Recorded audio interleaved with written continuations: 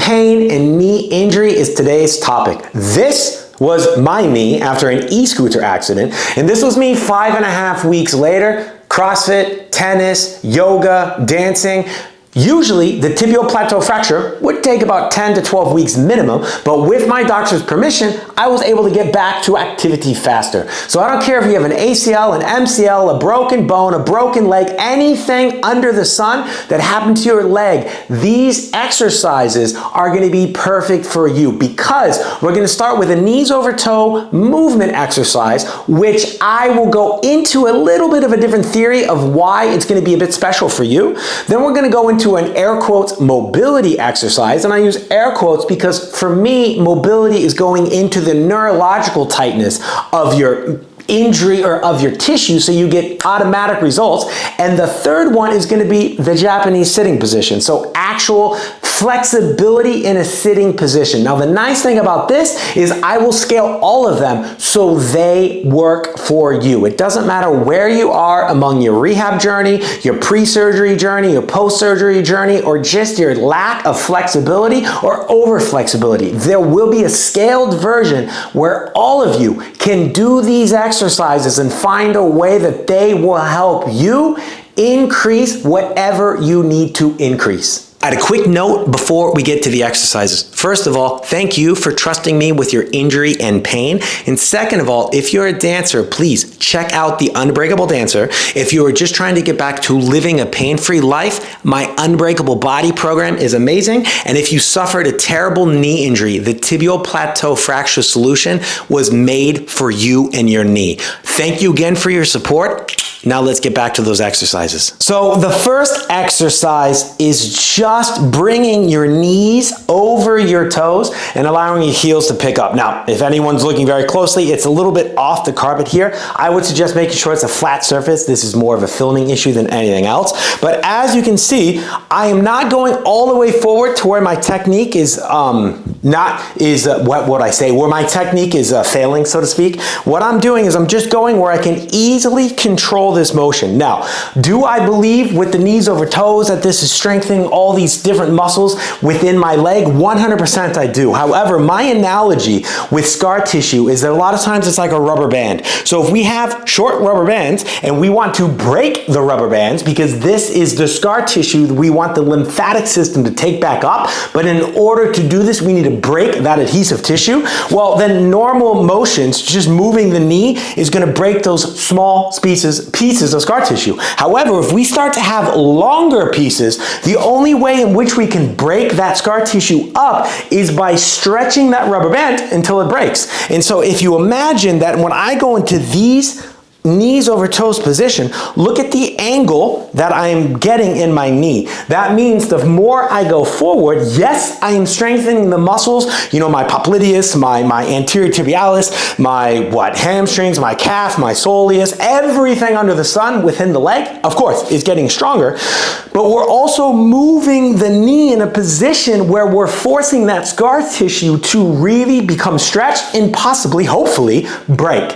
This is important because scar tissue, almost lost my balance, has a chemical in it that sensitizes the area. So I always say if I were to flick you and it didn't hurt, well, if you now have something that sensitizes that area and I flick you, it's going to hurt more. So we want this scar tissue to go away. And like I said, I think probably 90% of the scar tissue goes away when we walk, when we squat, when we move, when we do normal exercises. However, I recognize with my leg that when I was really able to go deep in these positions, and what I did when I made coffee, because my stove, my coffee, I would hold something and I would come all the way forward until I touched the countertop, and then sometimes I'd go in between the door, allow myself to go all the way down, and then use the door to help me to come back up. That's beyond this video, but just so you can start understanding the point of the scar tissue, because the more dramatic I go, the more it's going to stretch the knee, the more it's going to strengthen the muscles, yes, but the more we're going to start to open up that scar tissue and put our knee in positions where it's going to become A, stronger, and B, more flexible and mobile, so we can get that chemical that's making everything sensitive away and strengthen the knee. All right, so exercise one is quite simple. A lot of times when we're trying to sit in the Japanese sitting position is the nickname for it. So we're trying to bring our heels to our bum.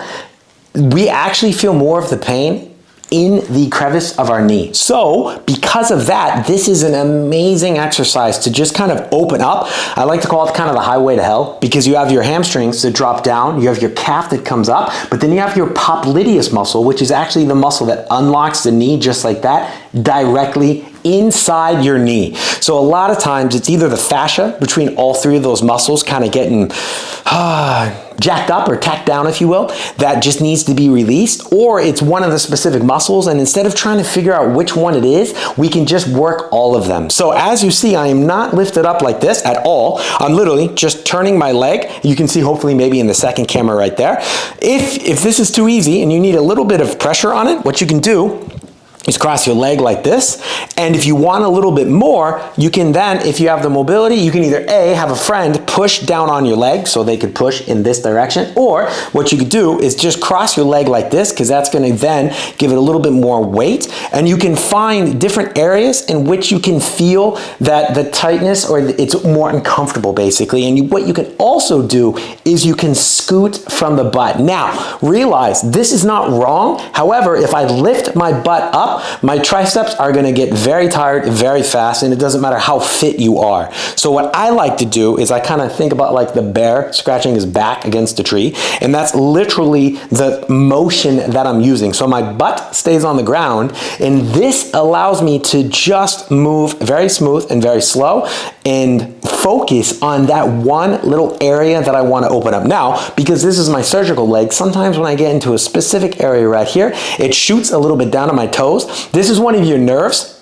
Don't worry about that. Most likely it's just entrapped in one of the muscles or the fascia. So go a little bit softer if you want, but what you will realize is after a few minutes, that tingling stops because that nerve is released. So I love just to kind of play in this position, search all the different areas. For me, because my fracture was on the lateral outside of my leg, this is where I feel it the most, and this is just a really nice way to work on the muscle and go quite deep and quite long. So we say time under tension. You have more time under the tension of the muscle because I'm not using my body to raise myself up. Therefore, nothing's getting tired, and my nervous system, my leg can just relax into this exercise.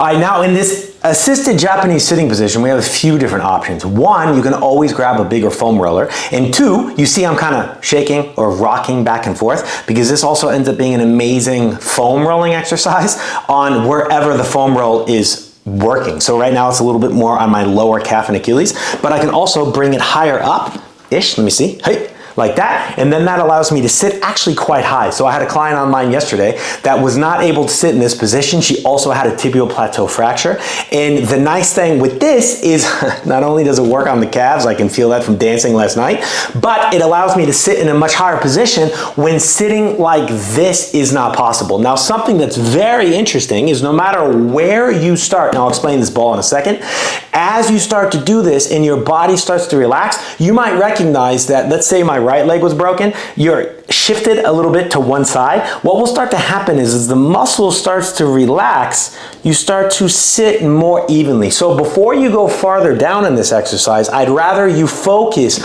on evenly distributing the weight so you're sitting in a natural position, and if possible without a ball. Now, the reason I have a ball is for the super beginners, which I'm not saying anything bad, everyone's got to start somewhere, is, for example, my mom, when she had her second knee surgery, she was starting like this. Now, this is actually kind of nice because you can stretch your back at the same time, but now everybody can find where they're able to go down to, their limit, so to speak, and from there, they can just hang out here. And you can keep that static stretch on that tissue, where I know all the research we read at the moment says that, sorry, I thought I forgot my mic, that static stretching doesn't do anything. If that was the case, then yoga wouldn't exist for like hundreds of thousands of years. So while sometimes bouncing is also fine, just holding the static position is also okay because it's going to allow the nervous system to relax. And when the nervous system can relax, it starts to work with you versus against you, which is very helpful when we're trying to regain this range of motion. So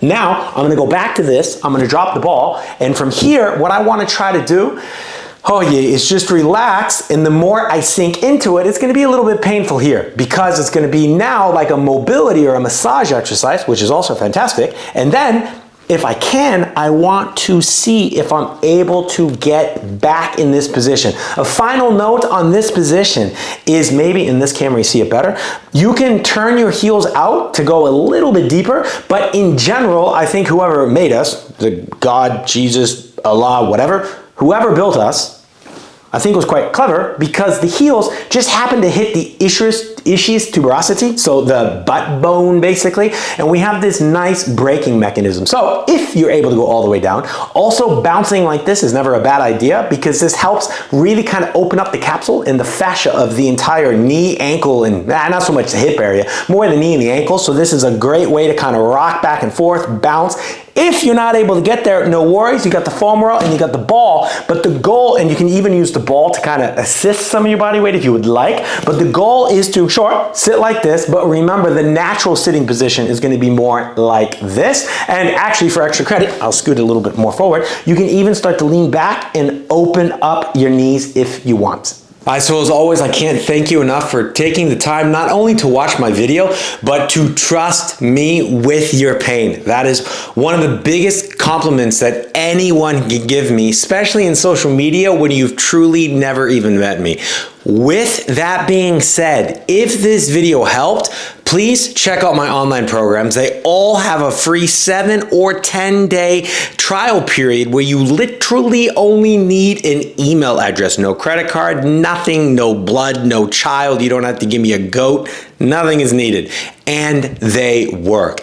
I also have weekly coaching calls on Mondays. Right now, when I don't have them, just because these programs are growing, I literally will send you a link where you can chat with me for like an hour for free. For me, I just want to help, and that is gonna last as long as I can scale that up. And when I can't do that anymore, then we really have the live coaching calls with me every single Monday. So please check that out. And of course, if you have not subscribed to the channel, do so and share this video or any of my videos with anyone that you know that needs the help that I am able to give them. And make sure you get me on Instagram and TikTok and LinkedIn, everything else, American PT Stuttgart. And I will see all of you beautiful boys and girls and everything else that exists under the sun later.